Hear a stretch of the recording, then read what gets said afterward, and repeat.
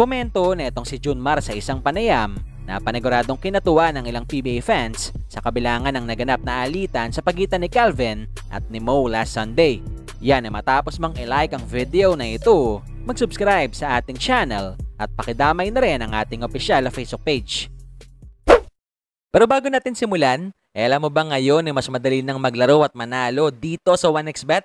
Especially na pwede ka nang mag-cash in at mag-cash out through GCash. Kaya naman i-click lamang etong link na nasa comment section ng ating video at gamitin ang promo code na BGS2 upang makasali. Isama pa natin na pwede mo na rin i-download etong kanilang official app para sa mas malalaking papremyo na nag-aantay sa'yo.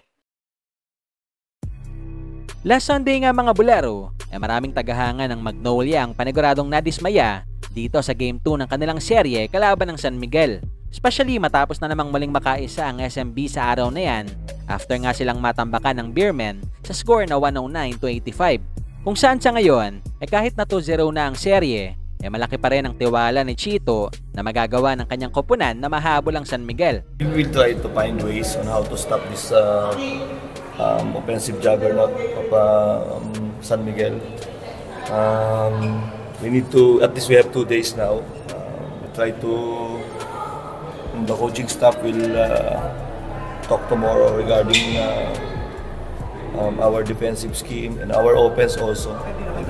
We need to do a better job on find a better shot or an open shot. Samantala sa kabilang banda, alam naman nating matapos ang laban, maliban dito sa panalo na muling nakuha ng SMB, naging laman din ang usap-usapan after the game, etong naganap na alitan sa pagitan ni Calvin at ni Mo. At syempre, ito ring bahagyang pangiinsulto ni Calvin dito sa kasalukuyang head coach ngayon ng SMB.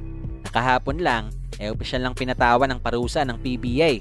Pero maliban dyan mga bulero, matapos ang laban naging laman din ang talakayan, etong komentong binitawan ni Junmar na paniguradong pumawi sa mga negatibong naganap matapos ang game number 2. Yung priority ko lang naman sa loob, taga-facilitate lang, taga-pasa lang ako ng bola. Hinahanap ko si Benny or binibigyan ko siya ng screen kasi sobrang daming score sa team. So ayun, good thing pinapasahan ako nung second half and then yun, na-score ako. Is that something na pinapractice mo rin, trying to add that aspect to your game? Binibigyan ako ng kumpiyansa ni coach pinapatira niya ako So, ayun, sa practice, tumitira naman ako sa practice. Hindi lang ako tumitira sa game masyado kasi marami ng shooters baka mawalan sila ng trabaho